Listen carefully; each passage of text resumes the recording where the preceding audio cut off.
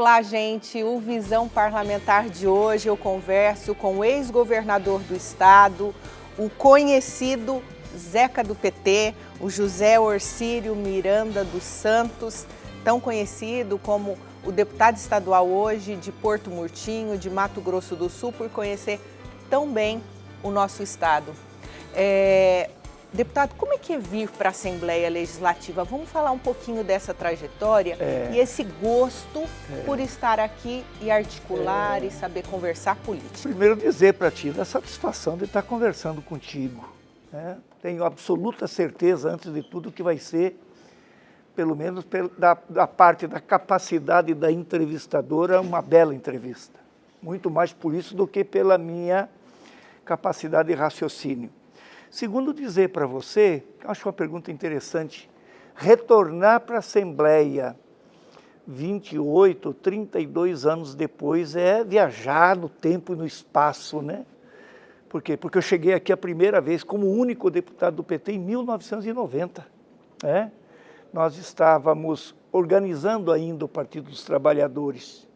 Eu tinha voltado para o Estado, eu sou bancário, em 81, 79, 80, 81, e já conhecia Lula do interior de São Paulo, não trabalhava no Banco do Brasil.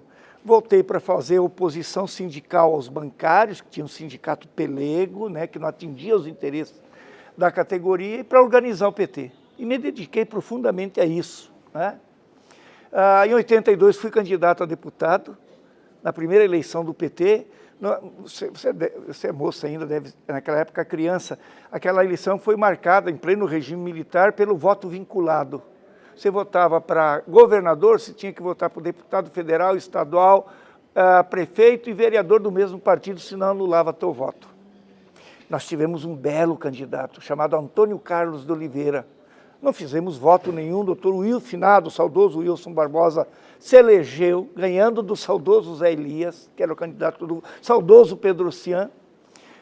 Doutor Wilson se elegeu, nós não elegemos absolutamente nada, mas eu fiz uma votação expressiva, como candidato a deputado estadual.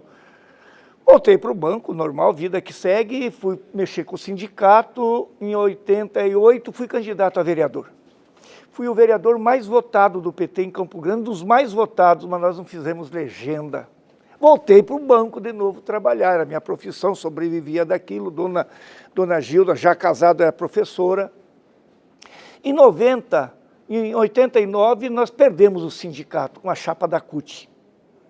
Logo em seguida, me atirei de cabeça na campanha do Lula, segundo turno, contra o Collor, perdemos para o Collor, que era a eleição que marcou o país. Eu tomei a decisão, conversando com Gilda, com minha mulher, falei, vamos para o interior, vamos para Jardim. Por que Jardim? Porque Jardim é metade do caminho de Campo Grande a Murtinho. E lá em Murtinho estavam meus pais vivos, meus irmãos que já faleceram, enfim. E vamos criar nossas crianças, nós já tínhamos 2 filhas, uma adotiva, nossas filhas como nós fomos criados numa cidade pequena, ao ar livre. Está tudo montado, o pessoal foi para casa, não, sai candidato, sai candidato, sai candidato. Fui o único deputado do PT eleito. Estou contando essa história para dizer o quanto que isso aqui me lembra, né? Tem a ver com a minha trajetória. Vim para cá como único deputado do PT. Em 92 saí candidato a prefeito, quase fui para o segundo turno, numa eleição que o finado Juvencio ganhou da Marilu, mas elegemos 2 vereadores, o Benhur e o Teruel. Em 94, muita gente, sai governador, eu saí deputado, elegemos 3 deputados. Ou seja, nós já se reforçava, né? Vim eu, de novo, o Benhur e o Prego, que foi prefeito de Mambai. Em 96, disputei a prefeitura, ganhamos, mas não levamos. Em 98, me elejo governador, me afasto da prefeitura, da Assembleia Legislativa, né? Era deputado. Fiz 2 mandatos, muita gente queria que fosse candidato a senador, enfim, aí outra história. Não quis ser, acho que é bom de vez em quando a gente pisar no chão. 2012 me elegi vereador, o mais votado de Campo Grande até hoje. 2014 me elegi federal com 160 mil votos. 2018 fui o candidato ao Senado, eu estava em primeiro lugar até no sábado e perdi a eleição, com um vendaval chamado Bolsonaro. E Lula me chamou para conversar agora, já nas eleições, 2021, Vem para Brasília, seja senador, deputado. Eu falei, não, eu não quero mais voltar para Brasília. Não me faz bem, não me fez bem. Mas você não quer vir depois trabalhar com a gente, se ganhar a eleição? Eu falei, não quero, presidente. A forma de eu ajudar, e quero te ajudar, você, meu candidato, almoçando com ele em Brasília, falei, eu vou voltar para a Assembleia. Né? E eu estava, Glaucia, com um problema seríssimo na perna, na cabeça do fêmur, tanto que eu fiz, logo depois das eleições, implantei a prótese, né, na cabeça do fêmur. Quase não fiz, com muita dificuldade, melhor dizendo, fiz a campanha. Tive 47 mil votos, fui o terceiro mais votado e conto essa história para dizer, isso me alegrou, aos 73 anos, me alegrou o espírito, a motivação de me colocar a serviço do Estado, a serviço daquilo que eu mais acredito, é chamada agricultura familiar, mesmo não sendo oriundo dela, e me motiva muito toda semana, segunda, terça, quarta, quinta, pelo menos está aqui na Assembleia, conversando com os servidores, apresentando o projeto, fazendo debate, fazendo indicação, discutindo um momento feliz que o Mato Grosso do Sul vive. Esse momento feliz, deputado, como é que o PT pretende ajudar o governador Eduardo Riedel? Vocês se juntam. Excelente. E a agricultura familiar, claro, eu sei que é uma base de vocês, junto claro, né, ali com a Agraer. Como, deputado, ajudar o MS? Primeiro, assim? Você, Glaucia, quem nos assiste, vai me permitir, sem nenhuma falta de modéstia, mas com humildade, dizer que esse bom momento que o Estado vive começou nos 8 anos do governo do PT. Não meu, porque é um coletivo. Eu era o governador, mas nós tínhamos um conjunto que resgatou a história do Mato Grosso do Sul e botou na trilha de novo do desenvolvimento econômico com justiça social. Eu só ganhei as eleições e tenho humildade para entender isso, porque o Estado do Mato Grosso do Sul tinha chegado no fundo do poço. Esse Estado que tinha sido criado em 77 por um ato institucional do Geisel, que foi implantado de 79 até 89, até 98, 20 anos, ele tinha ser permitido ser governado no revezamento das elites. Uma hora o grupo comandado pelo finado Wilson, outra hora o grupo comandado pelo finado Pedro. E o Estado chegou no fundo do poço com endividamento, sem nenhum projeto estratégico de desenvolvimento econômico que fosse capaz de pensar, agregar valor àquilo que produzia, o que produz. Um desenvolvimento fundamentalmente naquela época baseado no boi e na soja. E se tinha estudos, e a gente presenciava no dia a dia, milhares de jovens, de famílias, botavam mudança em cima de uma boleia de caminhão e ia para Mato Grosso, para Goiás, para São Paulo. Naquela época, eu não sei se estava aqui, muita gente já pensava que seria bom negócio reanexar o Mato Grosso do Sul ao norte. E nós começamos a mudar, com muita humildade, com muitos erros, mas com muitos acertos, a mudar essa realidade. Trouxemos indústrias importantes. Se hoje o Mato Grosso do Sul, o maior polo do Brasil em papel e celulose, foi Zeca do PT, modéstia à parte, com a prefeita Simone, que eu convidei, a Simone, a bela figura humana que tem hoje no Ministério do Lula, era prefeita de Três Lagoas, convidei. Fui a Brasília pedir para o Lula indicar um técnico do Furlan, que era o ministro do Desenvolvimento, e fui a Carolina do Sul, buscar de lá a International Paper, que logo que eu saí do governo foi inaugurada a primeira fábrica de papel e celulose. Atrás dela veio outras duas monstruosas, tem mais duas sendo implantadas, que vai fazer disso aqui um grande polo mundial de papel e celulose. Implantamos mais 11 indústrias de álcool e açúcar, ou seja, começamos a mudar a base econômica do Estado. Além do desenvolvimento econômico, a industrialização que gera emprego, nós também trabalhamos a inclusão social, criando nesse Estado pela primeira vez programas que com certeza eternamente marcado na cabeça de muita gente. Segurança alimentar, 70 mil famílias recebiam uma cesta de alimento, a Bolsa Escola, o Cursinho Popular, a Bolsa Universitária, o Banco do Povo, permitiu a milhares de famílias o direito ao mínimo de dignidade e permitiu a milhares de jovens a oportunidade, e as famílias também, de ver seus filhos estudarem.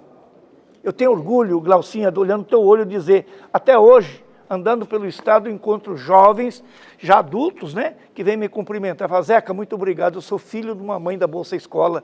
Eu fiz pedagogia, eu fiz agronomia através da Bolsa Universitária.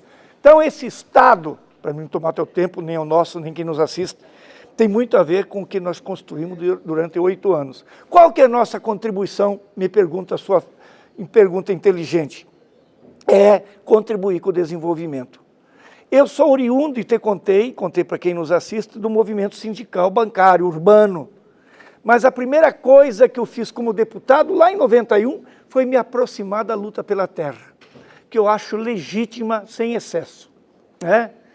E muitas vezes acampei, muitas vezes amanheci na beira da estrada para que aqueles que ousavam sonhar com um pedaço de terra lá atrás não fossem espancados pela polícia.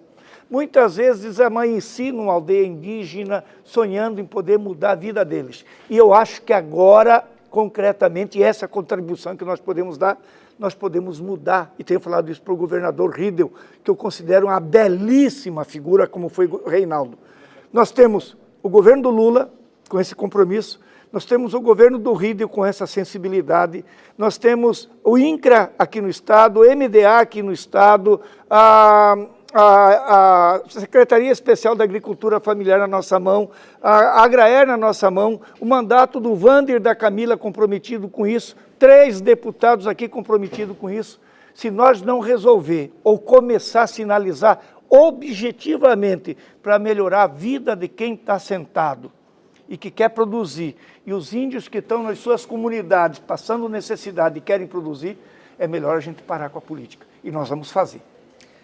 Deputado, o senhor falou aí de grandes feitos, né, que marcou o seu governo, que foi a questão da agricultura familiar, dos bolsas, mas eu queria que o senhor falasse um pouquinho dessa questão tão sensível quando o Partido dos Trabalhadores falam de cultura e os festivais e resgatar no sul mato-grossense esse desejo e orgulho pela nossa cultura. Também uma defesa na Assembleia Legislativa, que eu acredito que vão cobrar bastante de vocês. Claro. Uma marca interessantíssima, você lembra, uma marca muito grande dos 8 anos do nosso governo. Aqui não se tinha cultura, não se tinha um festival.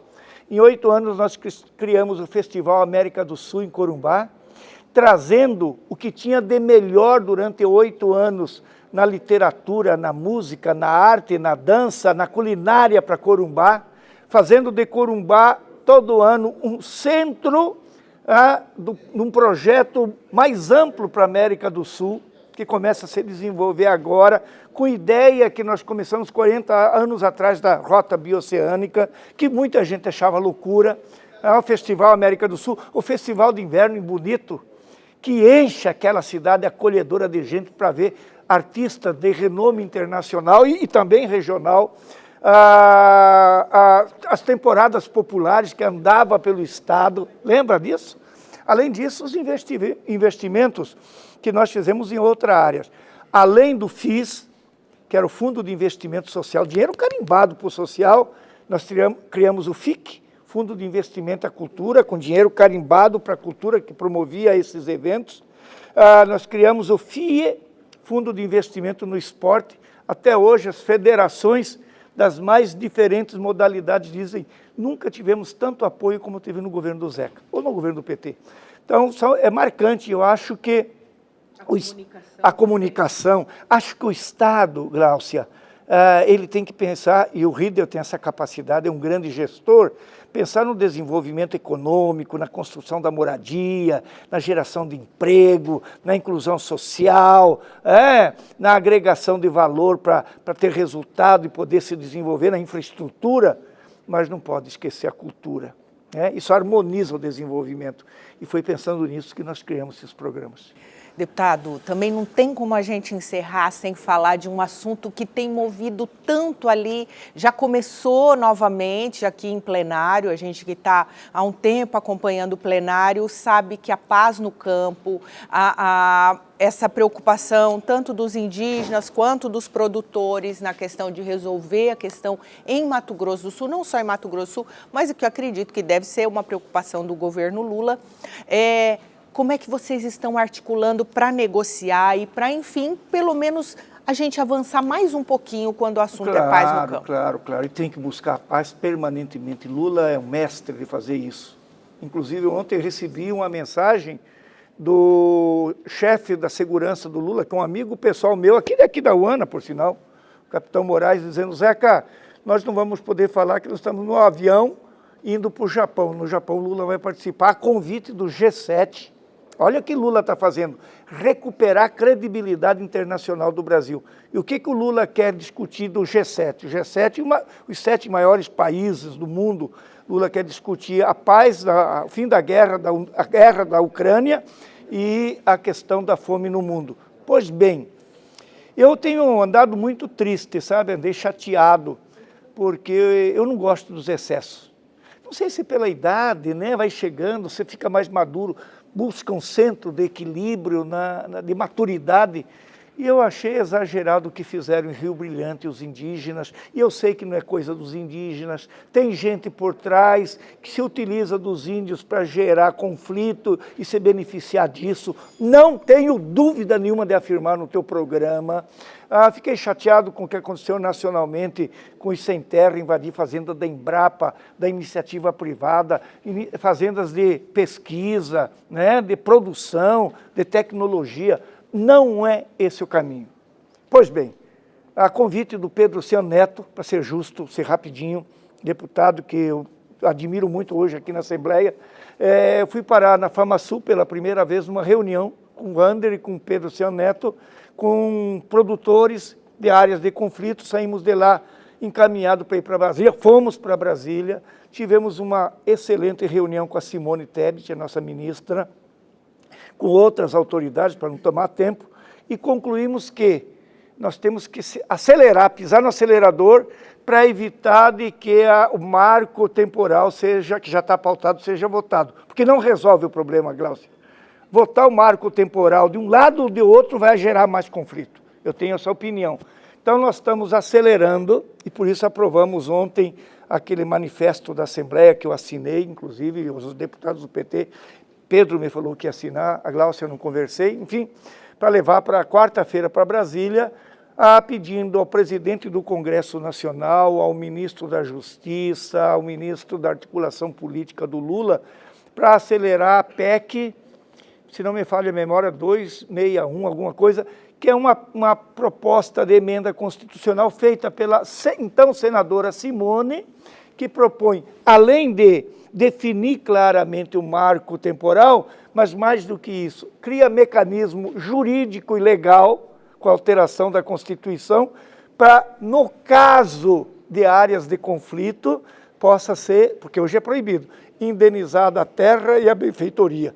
Eu acho que essa possibilidade de criação desse fundo, através dessa PEC, vai permitir a gente acelerar o processo para dar paz, dar segurança jurídica, da tranquilidade de um lado dos produtores, do outro lado dos índios, de a gente viver num Estado e num Brasil que aponte para a dignidade, para a cidadania e para a construção de um Brasil melhor. Deputado, para a gente encerrar, com mais de 40 mil votos, com toda essa experiência na Casa de Leis, né? Hoje a gente tem entre os 24 um ex-governador com uma experiência grande em administração. Recentemente o senhor teve um problema de saúde e o senhor volta com tudo e com força e com vontade de trabalhar mais. O que as pessoas podem esperar do Zeca do PT? Muito trabalho, muito compromisso.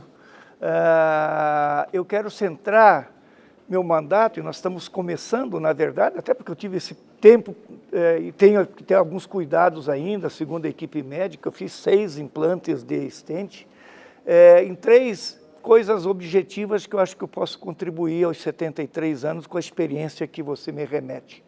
Uma, agricultura familiar. Você sabe que a agricultura familiar produz 70% do que o país come. O agronegócio, a grande propriedade é importantíssima para gerar riqueza, gerar divisa, entrar dólares, mas quem produz o dia a dia que está no prato da tua família, da minha, do povo brasileiro, é a agricultura familiar. Portanto, eles têm que ter assistência técnica que não tem, eles têm que ter tecnologia que eles não têm, eles têm que ter a titulação da terra que eles não têm, nós vamos trabalhar, incentivo, com o PAA tem isso aí, enfim, nós temos que dotar eles, estrada, luz, telecomunicação, enfim, nós vamos trabalhar nisso, estamos trabalhando já. Segundo, eu quero priorizar 3 setores do serviço público, saúde, educação e segurança pública, que é fundamental para a vida das pessoas. E terceiro lugar, eu acho que nós temos que trabalhar na qualificação da mão de obra, da juventude. O jovem precisa ter perspectiva de vida para não ficar nos botecos se perdendo. E eu acho que o Estado vive um momento de muita geração de emprego. E vai viver cada vez um momento melhor, Gláucia. Sabe por quê? A rota bioceânica vai colocar o Mato Grosso do Sul no centro da América Latina. Nós vamos deixar de ser um estado distante, da periferia das grandes decisões, para passar por aqui tudo que a gente quiser exportar para a Ásia, via a rota bioceânica. Muito emprego, portanto, trabalhar a qualificação como terceiro momento para nós é fundamental. Se ao final dos 4 anos eu chegar com resultados disso, e nós temos uma equipe preparada no gabinete para isso, eu vou me sentir aos 76 anos, estou terminando o meu mandato, muito contente. Deputado, eu quero agradecer, desejar muito sucesso, saúde, que o senhor consiga ter abertura para implantar suas ideias, suas experiências, e eu acredito que vai ter. Obrigado, desejo querida. Sucesso mesmo. Eu agradeço a você, quem nos assiste, a tua equipe, a equipe da Assembleia Legislativa, pela oportunidade de dialogar, com certeza, com bastante gente. É isso, gente. Nós entrevistamos o deputado Zeca do PT, aqui no Visão Parlamentar. Até o próximo.